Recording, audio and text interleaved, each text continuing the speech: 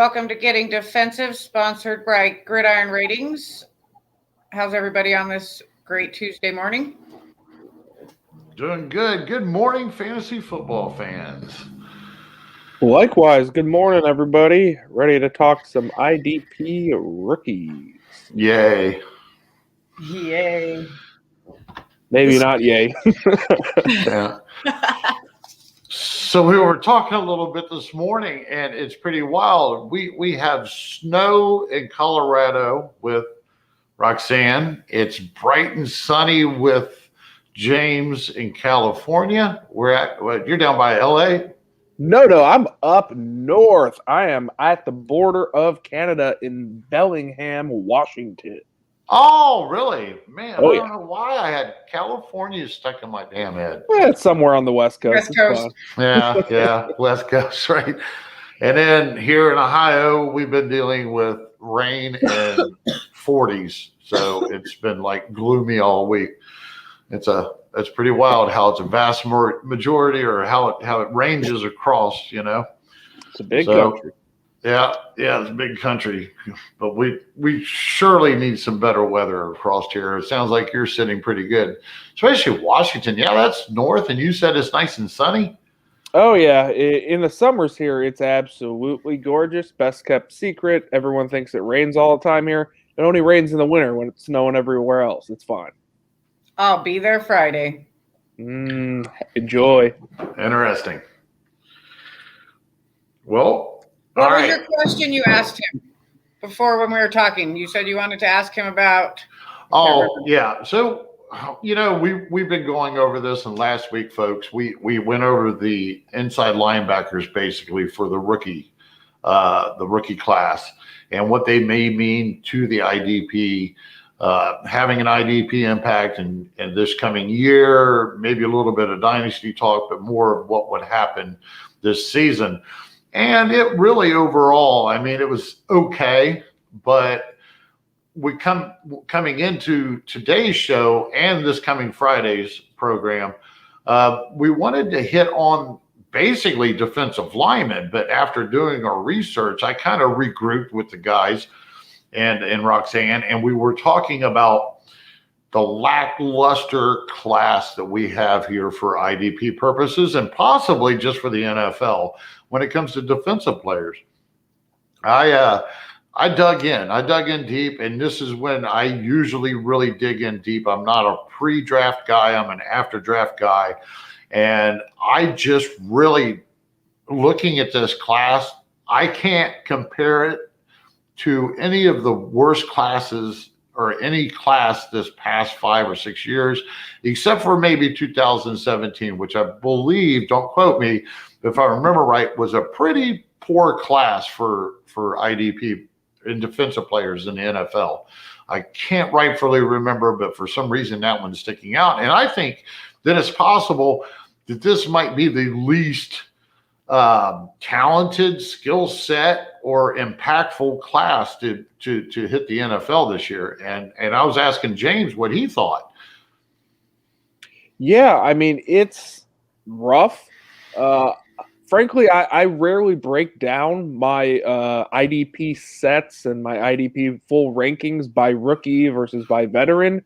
I usually just throw them all up on one big board. And if you want the rookies, you can take a look and just see what the order is. So when I'm looking at them, I'm going, oh, I don't really love any of these guys, but I also never really look at them in one snapshot and then go, oh, this class is better than a previous class or anything like that.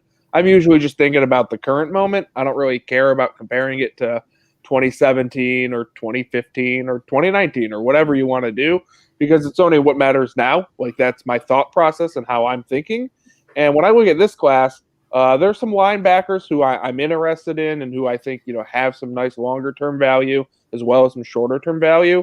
But, yeah, the edge rushers here, the interior linemen, the safeties, the cornerbacks, there's 0 players that I will want to invest in. There's plenty of guys who I'm like, okay, I'll throw them on my roster. I'll throw them on my taxi squad. But there's nobody like in a redraft setting that I want on my team. Yeah. And I forgot to mention, I actually just completed my first initial rookie rankings. It's probably my only one, especially this year, because of the situation. And I did like the top 28, top 29, and it was hard work to figure out, for the fact of it's just no clear cut above maybe the top 10 or players or something along that line. So it was tough. You can check that out at gridironratings.com. We have an IDP page in the menu. You can click there, but if you want to see my personal rankings, you'll have to go to the tipster page, which is a pull down.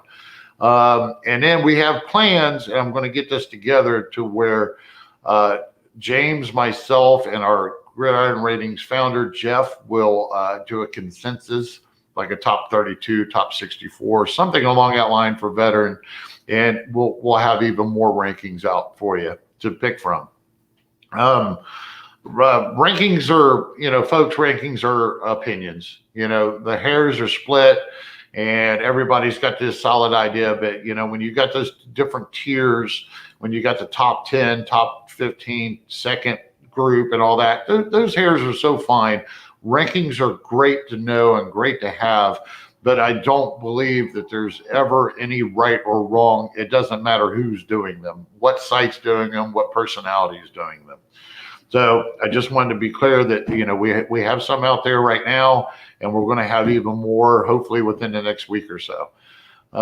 With that being said, I don't know, James, you want to start us off? I mean, what non-inside linebacker might you be interested in? Yeah, the first person, if I have to pick, and I am picking, and I've invested a lot in my rookie draft picks, and now I have to turn them into actual players. I think I want Javon Holland or Richie Grant. Those would be my top targets for anyone in the defensive backfield, anyone on that defensive line. And I think both of them have the ability to become very, very good. And I think both of them have the ability to just be bit players who never really see the entire field. Mm-hmm. There's some variance there. I'd say that both of them probably are going to lean on the become very, very good side. But I don't love either of them. I think that they're just the best options in a class that stinks. Yep. Yeah. And you pretty well, you summed that up for me. In mind, I might have the advantage here because I don't think James has them ranked yet for us. But I out of the top 29, I got Holland in at 14, and I've got Grant of Atlanta at 9th, and then let's see, I got the kid. I'm not going to pronounce the name right. Moring for the Raiders. I got him in at 7th. And the one thing, like I said, this is kind of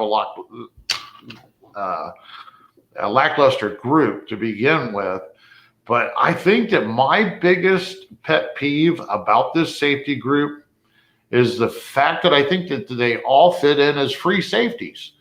And the NFL, I don't think there is any strong safeties, which is in the box type players that are going to record a huge amount of, base tackles to stack the box score. When you're in a free safety positions, we have about half the league of free safeties are out there that are never relevant in an IDP because they're playing the deep field. They're the last line of defense. They're helping organize the secondary. They're helping in double coverage and such. They're just not one of the prime spots. Now, I do prefer them over cornerbacks personally, but they're still not like a strong safety. And I think everybody in here seems to pencil in as a free safety right now.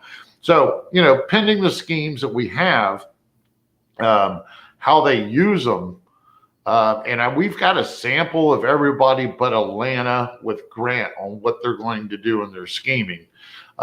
Miami, Bobby McCain, when he's been playing, or the free safety for them the last couple of years, he does okay. He has some good games, but overall, he's not somebody you want to reach for at the free safety spot. And if that's where Hollins is going, I'm not excited. When it comes to Atlanta, if we were talking about Atlanta from last year, the free safety, he's been hurt a lot. He's not even there anymore. He hadn't been shit for that, IDP. And then when it comes to the Raiders, Harris, which is now with Atlanta for the last couple of years, he's had a couple, and Gruden is still there. The defensive scheme, I believe, is still put in place. Harris has not been more than a bye-week play when he was free safety for him. So I'm not excited about that safety or that rookie going in there and taking his place. So overall, it's real lackluster. I mean, I've got him ranked up there, but I'm not excited. I'm not drafting any of these guys in a rookie draft. They'll be on the waiver wire. If they get drafted, I got a feeling by the time season starts, they're going to be right back on the waiver wire because people are going to have to adjust as they go if they make plans, if this is an active roster. I mean, that's my overall sense. I don't know about you, James. Yeah, no, I agree with you completely. Everything you've said, they all kind of profile as free safeties. Free safeties generally have a higher floor. They're not going to crash and burn like a cornerback will, because those guys can just be absolutely invisible and never see the field. And probably one of our first or second round picks is going to be absolute trash. But predicting who's going to be the one who does that versus the one who doesn't do it is just guesswork. Frankly, I don't care about any kind of pre-draft rankings and what you think their skill sets are. Once they get to the show and once they're there with their actual team and their actual coaching staff, we're going to see what happens.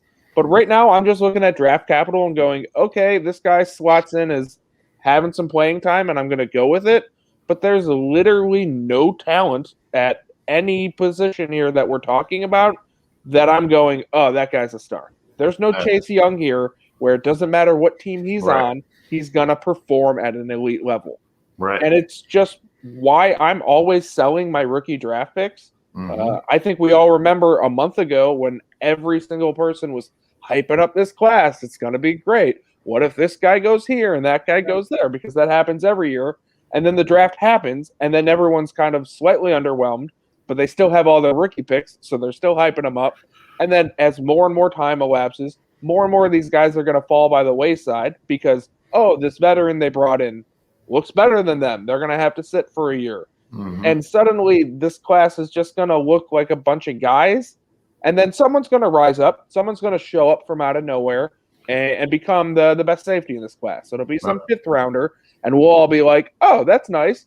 But there's no way to predict it, and it's just guesswork. And if you have a fifth round pick in your draft and you just happen to guess right, well, you've done just as good as the guys with all of the picks. And it's why I never invest in rookies, even in Dynasty, because getting them to get to the point where they're very valuable takes time. And I would rather use the roster spots that take that time on talent that produces today.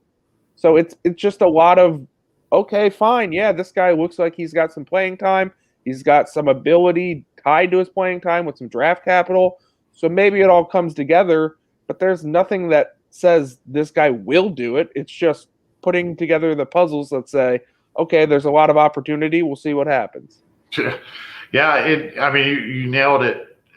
And it's scary, James, considering that I just met you and this whole, we're getting this going this year. I'm the same way. I usually trade out all my rookie draft picks that I can, unless I'm getting somewhere in that top 5 or something. If something interests me, or I'm just stuck and can't move them. But I mean, this, I added some notes to this rankings. I mean, it's buyer beware. I think I even wrote in here that this might be the year to make sure that you trade out of the draft if you can get a, second, third, fourth year player, somebody to pay attention to. You might have better odds that they're going to make an IDP impact. That might be working on the offensive side of the ball. And I agree. This is just one of those years that if somebody has bought into the rookie draft hype beforehand, if they weren't listening to us, because I think we were already kind of one of these groups out here that were hinting that this is not a good class. that there's not that much to this class, then, that aftershock of the draft is happening right now. And hopefully people have not just sold off all their known commodities to get into this draft, because you're not going to miss anything overall. Right. You might maybe one or maybe two long-term, three long-term guys that I really like. And those are inside linebackers. It's not there. Speaking of the DL, and like you mentioned, there's no Chase Young. All right. There are players, they had 3-4 defensive linemen that went in the first round, defensive ends. And I got to be honest, when I look at this, I even snuck in and watched a little bit of tape on him just to see if I was thinking right. I checked some PFF grades and such. If these guys were in last year or 2019's class, they barely may have got drafted in the second round, third round. It's just this talent was down so low. There are needs that teams had. They're shooting for it. It's a lottery ticket anyways. So they have the pick. They're going to draft these guys for positional needs or the hope that they work out in the future. It's just that bad of a class. There is definitely, this was the first, that's a perfect example we've mentioned before.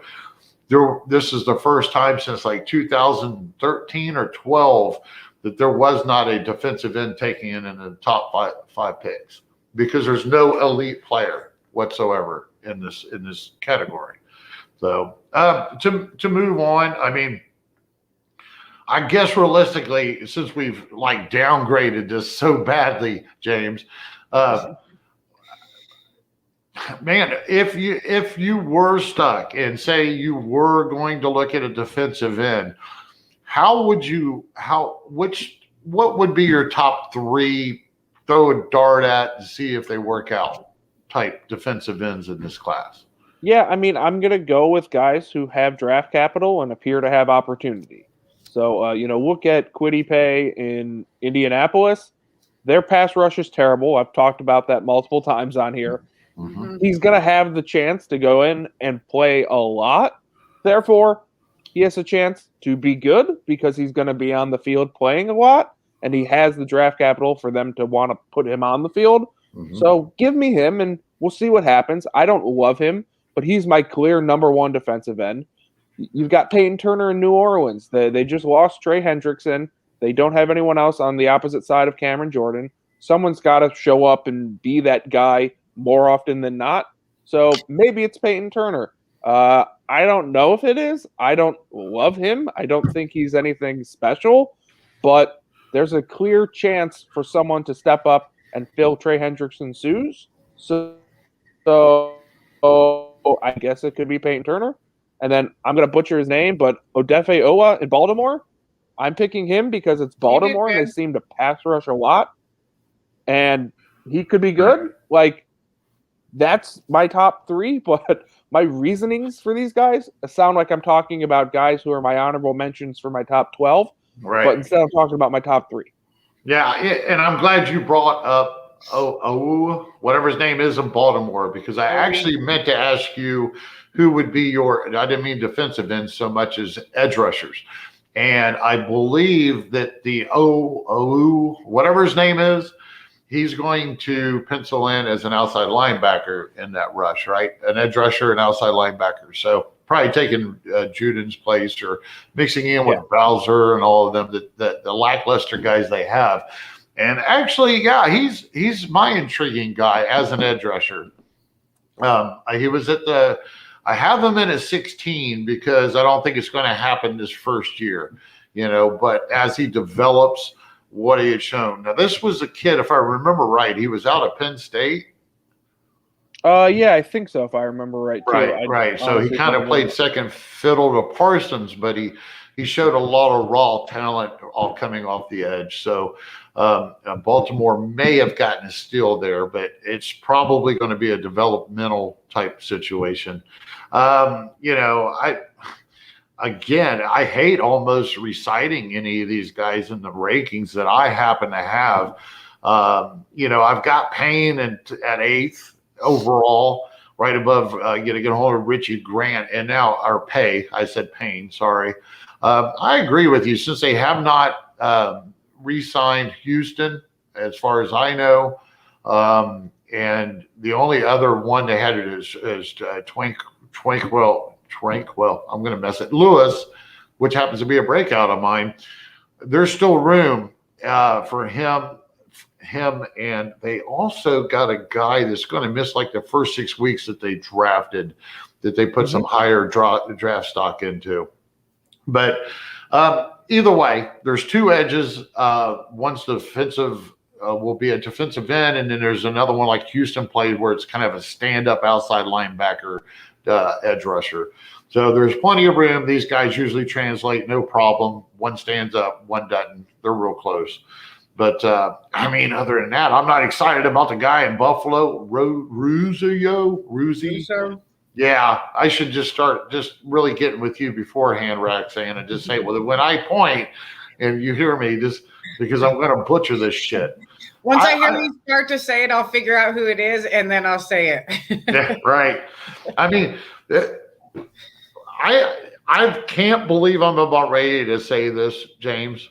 But when I look at this class, beyond maybe 4 or 5 of this, 6 interesting inside linebackers, the next interesting group is the cornerbacks.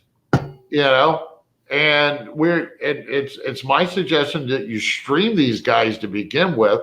If they're any good, if they're shut down corners in the NFL, they're no good from after their rookie year because the opposing quarterbacks won't test them anymore. If they prove themselves, they usually, shut down corner is not going to see a lot of targets and a bunch of opportunities. Right. Now, I just so lackluster here. I don't know what to say other than avoid this class. So that's what we're trying to put a point on today, that this IDP class is not something that you want to go chasing after, give up your picks, put a lot of investment into, because there's, like you said, there's nothing here to get excited about. Yeah, there's no meat on the bone for me. And I find this, I wanted to make sure, James, that you got a chance to talk about any defensive tackles, because I'm not going to lie. I went through the defensive tackles and I could not find a reason to rank one of them in the top 29. If you've got something, man, for us, please give it to us. I've got the rankings solely because there are leagues that separate out defensive ends and defensive tackles, and therefore you need defensive tackles. But yeah, my rankings are Christian Barmore in New England because he was the highest rated defensive tackle. So he's my number 1, despite New England having, 15 new defensive linemen they brought in. He doesn't appear to be getting a lot of playing time, but sure, solely because of draft capital and what his overall skill likely is, he should get some rotational play, and therefore he is my number 1 defensive tackle. My number 2 is like a sleeper. It's a 5th round guy. It's Davion Nixon in Carolina. I think that he can, however you say his name. I'm a young is Gary. It N or M? I don't know. He's a young Gary. I have so no sorry, idea. James. But he's my number 2, and he's a 5th round guy who I think is going to get playing time right away. There's multiple other people who are there who might play, but I'm just going to 100% gravitate towards whoever looks good in camp and appears to have playing time. I'm not betting on any sort of skill here. Right. And that's just why this class stinks. If you want to apply any blanket statement to the 2021 draft class, it's trade your pick. I don't even know what the prices are right now. Every league is unique and different. Whatever the price is for your pick, it's probably not that bad. It's very unlikely. If you have a late first and you're trying to trade it for a 2022 second, I don't think that's a bad trade at all. Huh. That's even how on bad the this offensive. class Now you're an offensive side of the ball guy too. Oh yeah. So you think that even on the offensive side? I think that there are about 4 positions in this class that are worth investing in at any capacity, and everything else is junk. I think the quarterback class is good. I like pretty much every quarterback and how they landed, including our 6th rounders for what a 6th round value should be at quarterback. Yeah. I like the wide receiver depth. I don't want to draft any of them early because I think the difference between wideout 1 and wideout 15 isn't as gigantic as it normally is or should be. I think there's some tight end depth. I think there's a lot of actual players at tight end. And then I like our linebacking core up top. I think the linebacking core is fine. You're going to get some value, and that's why I think you have your top 6 guys all as a linebacker, and I'm going to mirror that and have the same thing. I think if you need a linebacker, go grab yourself a pick. You'll get yourself a linebacker, and you can see if they succeed or not, but someone's going to probably succeed there. No. And everywhere else, I don't want any of these players. I just don't want them. I don't want any of these running backs. No. Every single running back is coming at a price that's too high. Get them off my team.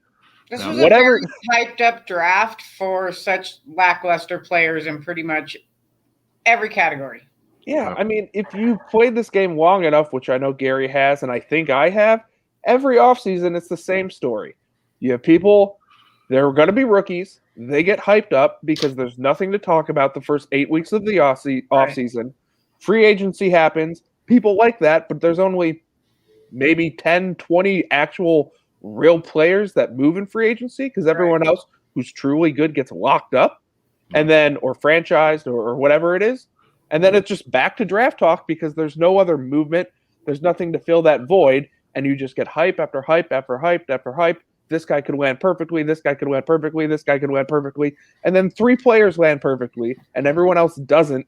And it's always a letdown in some capacity. This class is a much bigger letdown, I'd say, than probably most classes. But it's the same thing. And people also look at 2020.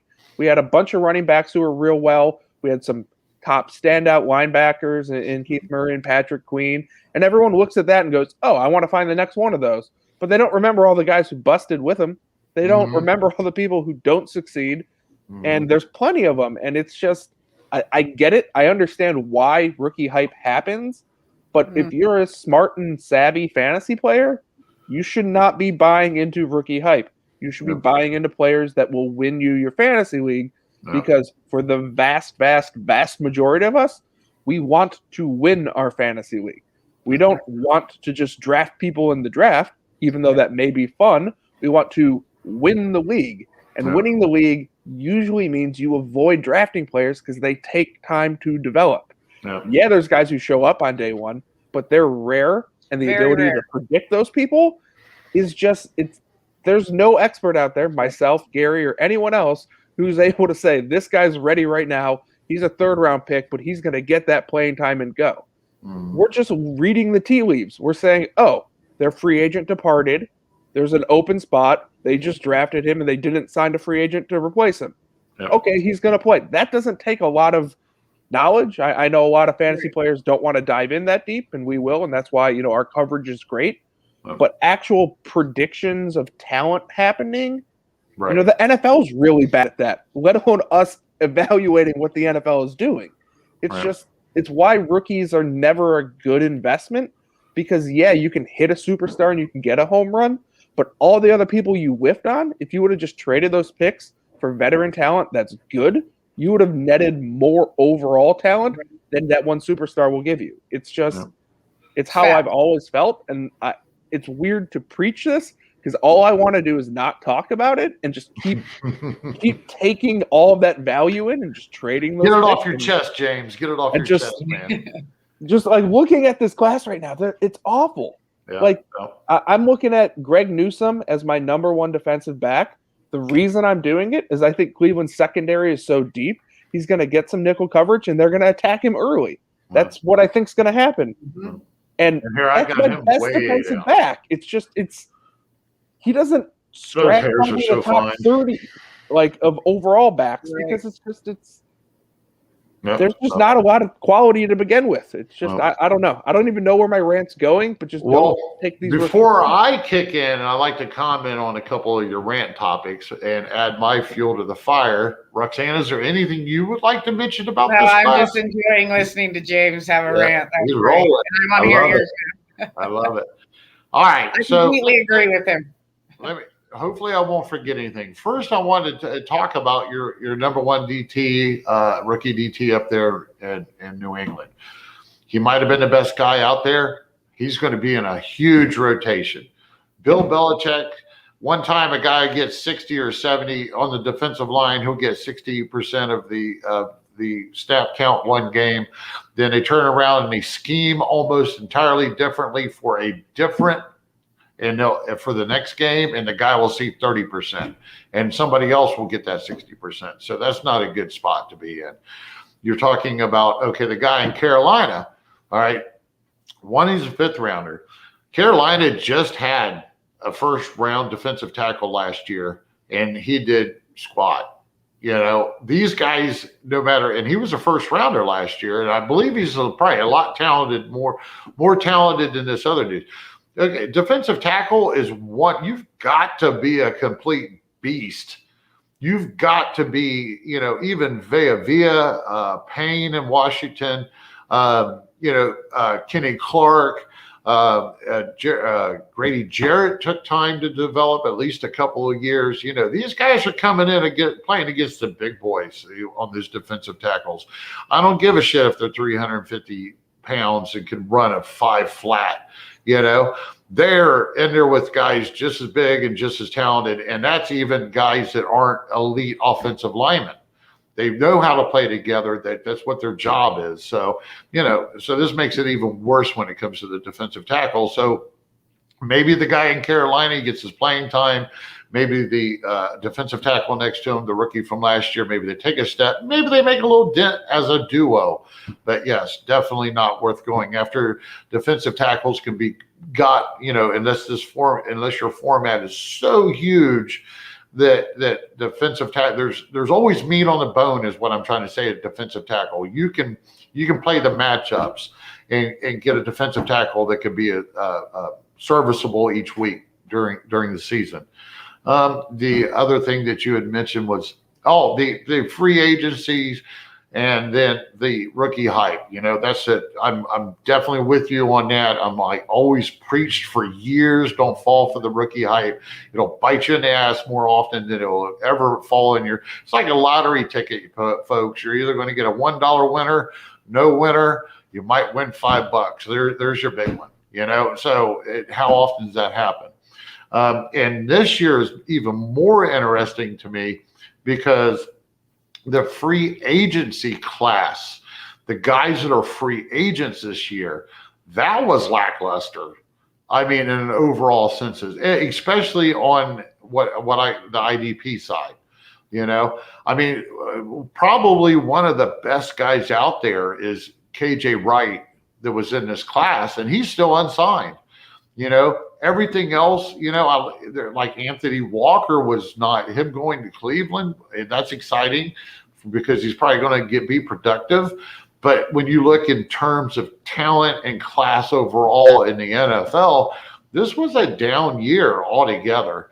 We're coming off COVID. The free agency was not packed with a bunch of names for teams to go buying and paying highly skilled, to get them on the roster.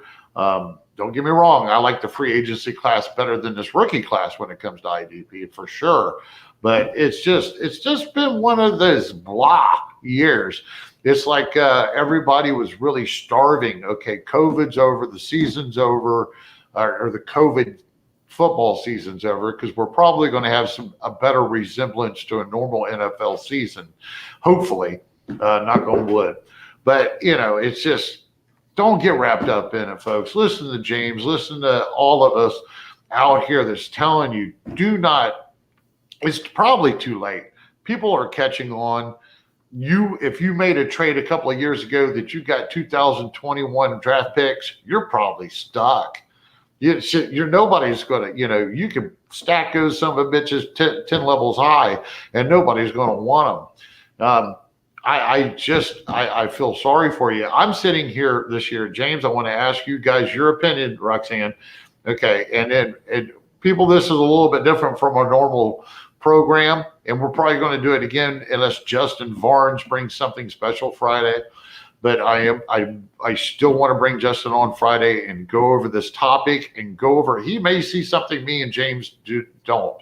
That's why we do these shows sometimes back in a row with the same topic, back to back. But either way, so And the IDP incentive, you probably got to, I don't know if you remember me doing this, Roxanne. Pre-draft, I was kind of trying to work my hand a little bit, and the first thing I did was I made the wrong call. I traded the 4th overall rookie. We had separate drafts, rookie drafts coming up, and I had the 4th overall pick, and I added the 4th overall pick to Gaskins at running back. And I kept Robinson. I only had the 2. I had Robinson and I had Gaskins. I packaged the 4th and Gaskins to get the 1st overall pick. All right. So now I got Robinson sitting on. That's the only running back I have. And I need to start 2, and I need depth of course.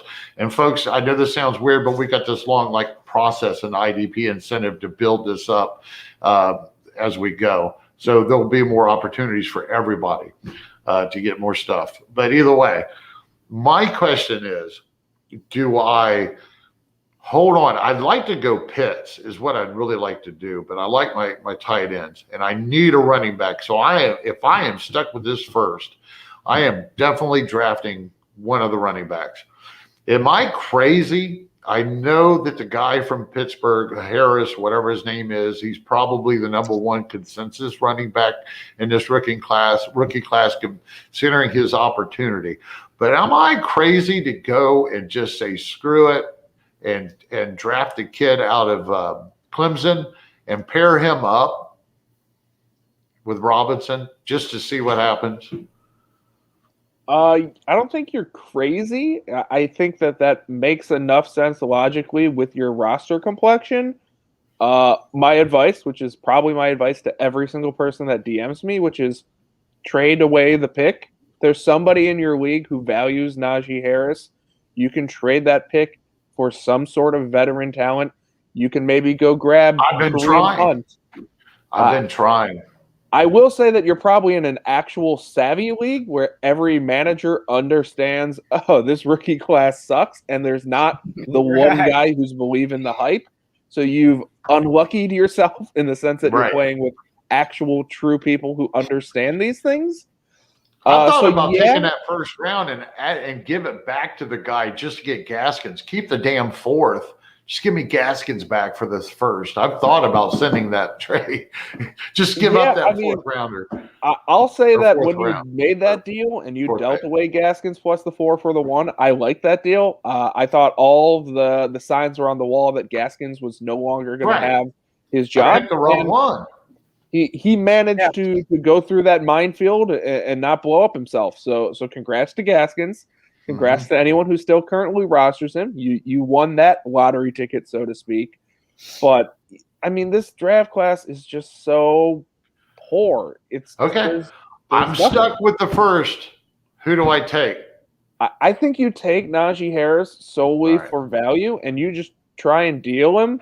Yeah, you could take ETN out of Clemson and Jacksonville and make sure you have a great running back, or neither running back really steps up, and you have 2 poor running backs who are just kind of flex plays. Yeah. So it's what do you think, Roxanne? I think it's between the 2, of course, like he said. I hate the first pick. It's so stressful.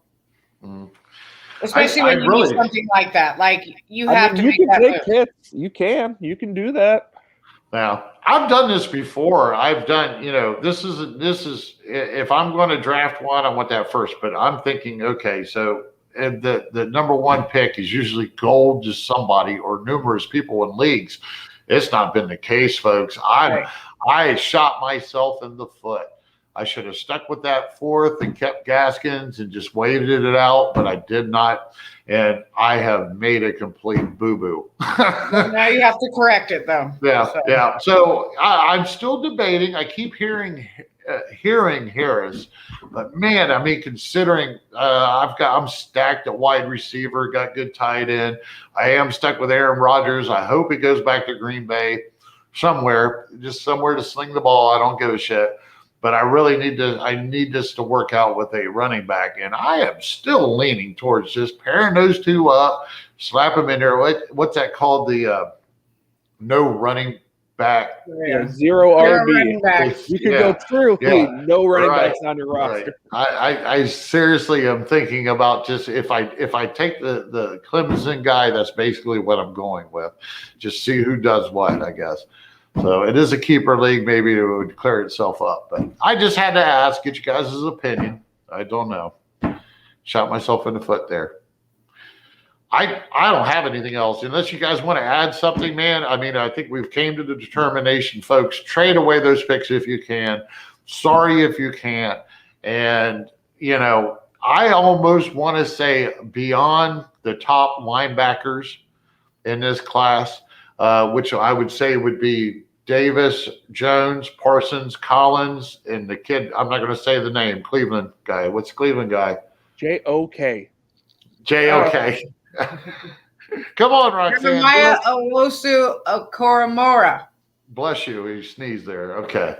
All right. And then Warner. I like Warner. But I think beyond that, I would almost, if I got a late rounder, I'd soon take a flyer on a wide receiver or running back or something off the offensive side if I had to. I don't think there's any IDP on here we're taking a flyer for that you won't get off the waiver wire if you're stuck with the draft pick. I don't know. I'm done. I agree with you. My number one philosophy in this class is trade my high picks, get a low pick back. I don't care where it is. I don't care if it's a 5th round pick in a 32-man league. I don't care if it's a 4th round pick in a 16-man league. Just get a pick back.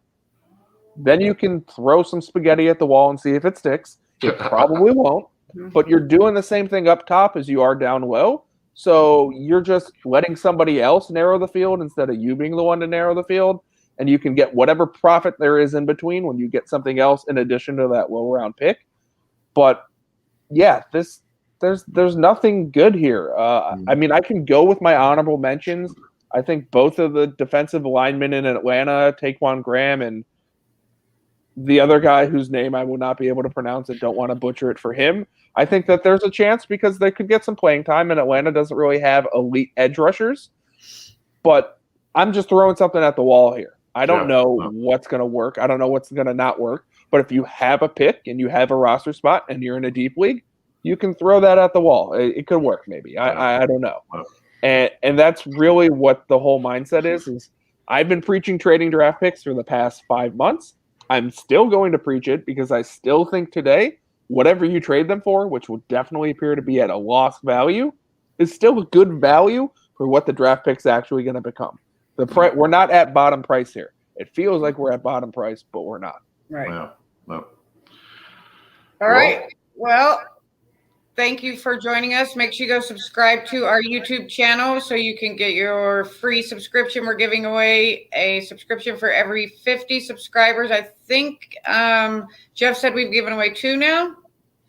We are getting ready to give those away. Yeah. We are in the final stages, folks. We have I'll give you all a little hint. If you haven't seen it, you got to go back a couple of Wednesdays ago and see this preview. But we are in the stage right now where we have some volunteer testers.